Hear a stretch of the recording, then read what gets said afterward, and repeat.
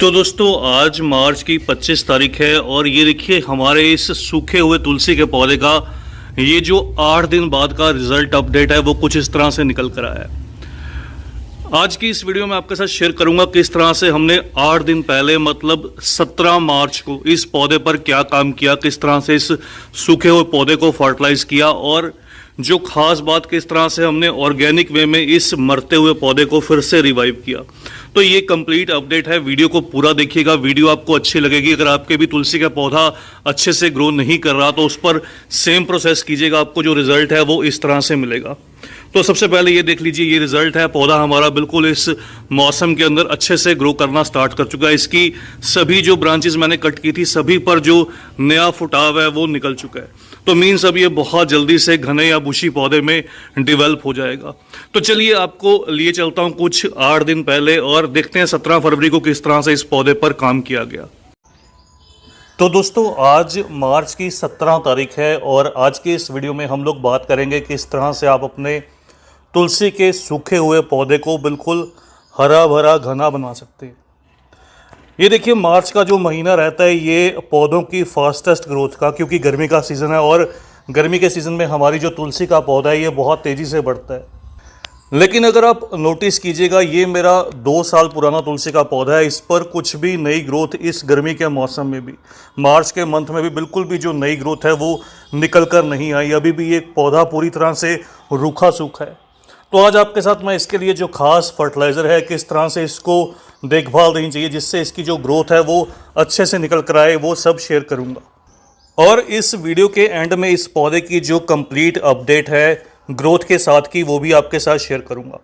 तो ये मेरा पौधा कुछ 10 इंच के गमले में है और 2 साल पहले मैंने इस पौधे को ग्रो किया था। अगर आपका भी पौधा कुछ इसी कंडीशन में है तो सबसे पहला आपको जो काम करना है वो ये करना है, आपको अपने पौधे की इस तरह से जो स्टेम रहती है, जो मेन ब्रांच रहती है, उसको स्क्रैच करना है। इस तरह से आप स्क्रैच करके नोटिस कीजिए कि वो ब्रांच अंदर तक हरी है या सूखी हुई। तो आप यहाँ पर देखिए हमारे जो पौधे की ब्रांच है ये अंदर की तरफ से बिल्कुल ग्रीन है, बिल्कुल हरी ब्रांच है, मतलब इसके अंदर पूरी जो जान है वो बाकी है। हमारा जो पौधा है वो अंदर तक अभी ड्राई नहीं हुआ, अभी सूखा नहीं। अगर आपके पौधे की भी जो ब्रांच है अंदर से ग्रीन है तो मतलब समझ लीजिए बहुत चांसेस है आपका ये जो पौधा है ये अच्छे से सर्वाइव कर जाएगा, रिवाइव कर जाएगा। लेकिन अगर ब्रांच बिल्कुल सूख चुकी है तो उसके जो चांसेस हैं वो बहुत ही कम रहते हैं। तो सबसे पहला हमें काम करना है, इस गमले की मिट्टी की हल्की सी ऊपर से जो है वो गुड़ाई करनी है, क्योंकि मिट्टी जो है वो ऊपर की साइड से सख्त हो जाती है और सख्त मिट्टी के अंदर जो जड़ें हैं वो अच्छे से ग्रोथ नहीं कर पाती। तो इसलिए सबसे पहला काम करना है आपको मिट्टी के ऊपर से जो हल्के हाथों से है वो मिट्टी की गुड़ाई करनी है। तो सबसे पहले मैं गुड़ाई किए लेता हूँ।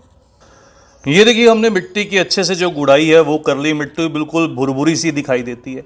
अब गुड़ाई करने के बाद नंबर 2 जो काम करना है, क्योंकि हमें इस पौधे की इतनी लंबी लंबी जो ड्राई ब्रांचेस हैं वो नहीं चाहिए, तो इस पौधे को हम थोड़ा सा नीचे से, ताकि ये घना या बुशी होकर थोड़ा सुंदर दिखाई दे, इसलिए थोड़ी सी नीचे से इस पौधे की जो कटिंग है वो भी कर देते हैं। इस तरह से आप भी अपने पौधे की जो कटिंग है वो कर लीजिए, क्योंकि इसका अब ये ग्रोइंग सीजन है। तो ये देखिए हमने इस पौधे की जो कटिंग है वो ऊपर की साइड से कर दी। इसी तरह से मैं इन वीक ब्रांचेस की भी जो कटिंग है वो भी कर देता हूँ, ताकि ये भी जो ब्रांचेस हैं ये फ्यूचर में थोड़ी सी स्ट्रॉन्ग हो चुके हैं, थोड़ी सी हार्ड और मोटी हो सके, इसलिए इनकी भी जो ब्रांचेस की कटिंग है वो भी मैं कर देता हूँ। तो ये देखिए अब हमारा जो ये रूखा सूखा तुलसी जी का पौधा था वो कुछ इस तरह से दिखाई देने लगा है। इसकी जो ये 2 मेन ब्रांचेस हैं और थोड़ी सी बैक ब्रांचेस और सामने की तरफ, फ्यूचर में ये बहुत घना सा बुशी पौधे में डेवलप होगा। अब अगर हमें अगला जो काम करना है वो कुछ इस तरह से है, हमें घर में मिलने वाली जो हल्दी रहती है उसका प्रयोग करना है। हल्दी का जो मेन काम रहता है वो जो भी जड़ों के अंदर फंगस रहती है उसको किल करना, उसको ख़त्म करना।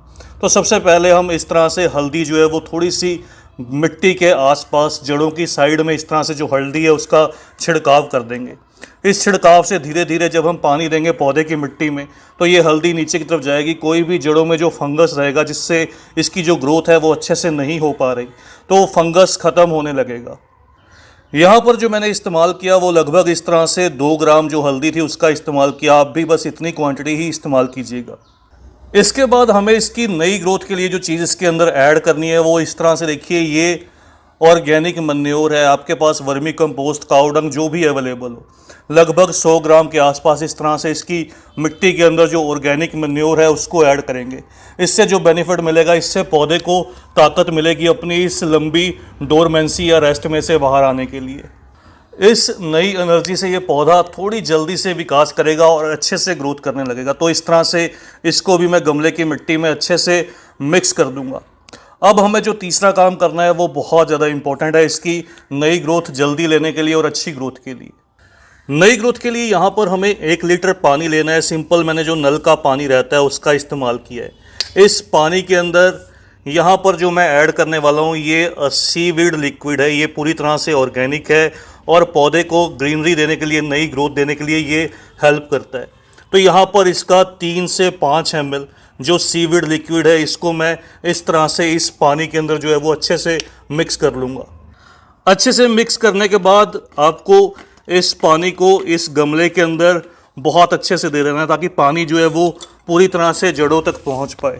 और जो भी यहाँ पर हमने हल्दी ऐड की थी या फिर ये खाद ऐड की थी, ये सभी जल्दी से ये जो पौधा है ये इनटेक कर पाए और अपनी नई ग्रोथ कर पाए। इस तरह से पानी देने के बाद अभी के लिए हमें इस पौधे को जो है वो लगभग ऐसी जगह पर जहाँ पर इसको 4 से 5 घंटे की सीधी धूप मिले, क्योंकि ये धूप पसंद पौधा रहता है, तो इसको जहाँ पर सीधी धूप मिले वहाँ पर प्लेस करना है। फिर जैसे इसकी नई ग्रोथ होगी मैं आपके साथ इसका जो अपडेट है वो शेयर करूँगा, इसलिए वीडियो को पूरा देखिएगा।